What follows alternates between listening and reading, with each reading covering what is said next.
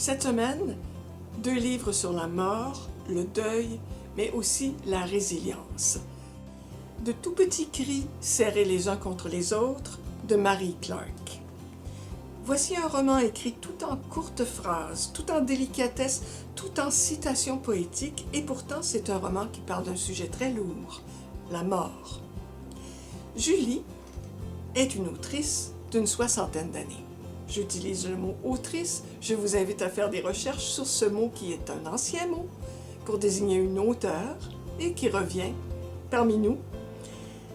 Elle ne peut échapper à la tristesse d'avoir perdu un ami et un mentor plusieurs années auparavant. Et voilà que sa voisine d'en face décède, elle aussi. Du fond de son univers champêtre, entourée de ses oiseaux et de son potager, Julie ressent le besoin d'affronter la mort et de la domestiquer. Elle s'inscrit donc comme bénévole dans un centre de soins palliatifs.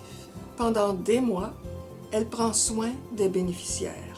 Chacun a son histoire, sa personnalité et sa finalité qui lui est propre.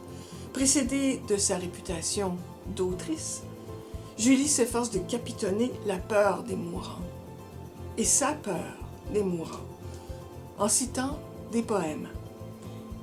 Ainsi, elle évolue dans ses deuils et reprend le chemin vers sa paix intérieure.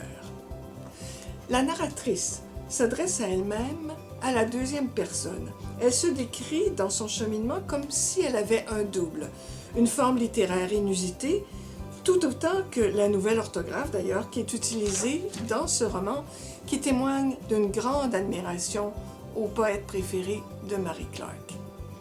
De tout petits cris serrés les uns contre les autres, Marie Clark, XYZ éditeur, 230 pages. Le Lambeau de Philippe Lançon. Philippe Lançon est un journaliste français d'une 50aine d'années. Il couvre l'art et la culture pour Libération et Charlie Hebdo. Ce fameux 7 janvier 2015, dans une décision de dernière minute, il se rend à cette conférence qui rassemble les dessinateurs, caricaturistes et rédacteurs du mensuel. L'attentat les tue presque tous. La vie de Lançon se scinde en deux.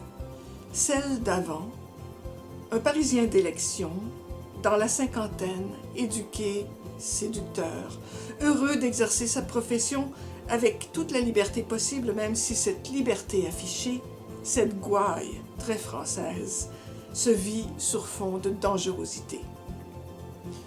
Celle d'après, un patient défiguré, pris en charge par les meilleurs chirurgiens, un patient terrifié, qui s'accroche à Marcel Proust, Thomas Mann et Franz Kafka, pour surmonter les opérations qui se succèdent, les longues périodes de mutisme obligé à cause de la destruction de sa mâchoire et de conversations écrites lorsque la guérison de ses mains le permet.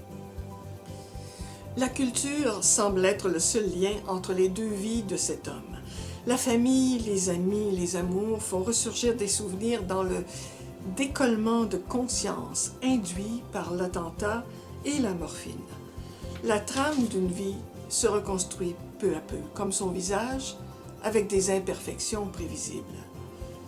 Cet être humain, devenu le symbole des victimes de la liberté d'expression, redevient un enfant à la merci des autres parmi les éclopés du monde de violence aveugle où nous vivons. Il se bat, néanmoins, pour reprendre pied dans l'univers de sophistication dont il était l'un des phares. Ce rédacteur, qui a 30 ans d'expérience, écrit ce livre sincère, dans cette langue française, châtiée, si j'ose dire. Son témoignage en soi, c'est notre liberté. Le Lambeau, Philippe Lançon, édition Gallimard, 512 pages. Vous trouverez ces livres, parmi bien d'autres, dans l'une des bibliothèques du réseau Biblio de la Montérégie.